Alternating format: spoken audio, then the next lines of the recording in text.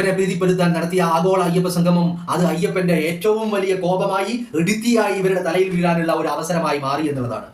ആ ആഗോള അയ്യപ്പ സംഗമത്തിൽ നിങ്ങൾ കരുതും പോലെ ഈ യോഗി ആദിത്യനാഥിന്റെ സന്ദേശം എങ്ങാനും വായിച്ചില്ലായിരുന്നു എങ്കിൽ ഒരുപക്ഷെ അയ്യപ്പൻ ഒന്ന് ക്ഷമിച്ചേനെ.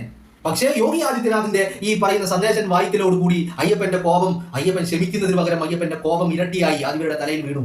ആഗോള അയ്യപ്പ സംഗമം നടത്തിയതിന്റെ തൊട്ട് പിറ്റേ ദിവസമാണ് ഈ പറയുന്ന പോറ്റിയെ പോലീസ് പൊക്കുന്നത്. പോറ്റിയെ പൊക്കിയതിന് തൊട്ട് പിന്നാലെ മൂരാരി ബാബു, അതിന് തൊട്ട് പിന്നാലെ എൻ വാസു, അതിന് തൊട്ട് പിന്നാലെ പത്മകുമാർ. ഇനി അടുത്തത് ആരാണ് എന്നുള്ളതാണ് അടുത്ത ചെസ് നമ്പർ. വളരെ ആകാംക്ഷയോടുകൂടി നമ്മൾ കാത്തിരിക്കുകയാണ്. എന്താണെങ്കിലും കളി ഇപ്പൊ താൽക്കാലികമായ ലഞ്ച് ബ്രേക്കിന് വേണ്ടി പിരിഞ്ഞിരിക്കുകയാണ്. ഈ ലഞ്ച് ബ്രേക്ക് കഴിഞ്ഞ് കളി വീണ്ടും പുനരാരംഭിക്കുമ്പോൾ ആരാണ് അടുത്തതായി ക്രീസിലേക്ക് ഇറങ്ങുക എന്നുള്ള കാര്യം കൂടി നമ്മൾക്ക് അറിയേണ്ടതുണ്ട്. ആ ക്രീസിലേക്ക് ഇറങ്ങിക്കഴിഞ്ഞ വ്യക്തിക്ക് അവിടെ സെഞ്ചുറി അടിക്കാനുള്ള സമയം ഉണ്ടാവില്ല. ഗോൾഡൻ ഡെക്കിൽ അയാൾ പുറത്താകുമെന്നുള്ള കാര്യത്തിൽ ഒരു തർക്കവുമില്ല. അത് കഴിഞ്ഞും ആളുകൾ വരും. ഈ അന്വേഷണം ഇപ്പോ പത്മകുമാറിനെ ഇങ്ങനെ കുടഞ്ഞു പിഴിയുന്നുണ്ട് അന്വേഷണ ഉദ്യോഗസ്ഥർ. ആ പിഴിയിൽ പത്മകുമാർ വായ തുറന്നാൽ അത് പ്രശാന്തിലേക്ക്, പിന്നെ വാസവനിലേക്ക്, കടകംപള്ളിയിലേക്ക്, അങ്ങനെ ഓരോരുത്തരേക്ക് നീങ്ങും എന്നുള്ള കാര്യത്തിൽ ഒരു തർക്കവും വേണ്ട. അതാണ് എനിക്കിപ്പോ ഓർമ്മ വരുന്നത്.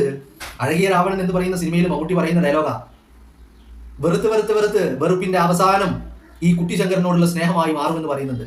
അതുപോലെയാണ് ഇപ്പോ എതിർത്ത് അവസാനം വിജയനോടുള്ള വെറുപ്പിലേക്ക് കാര്യങ്ങൾ കൊണ്ടുചെന്നെത്തിക്കുന്നുണ്ട്. എന്തൊക്കെ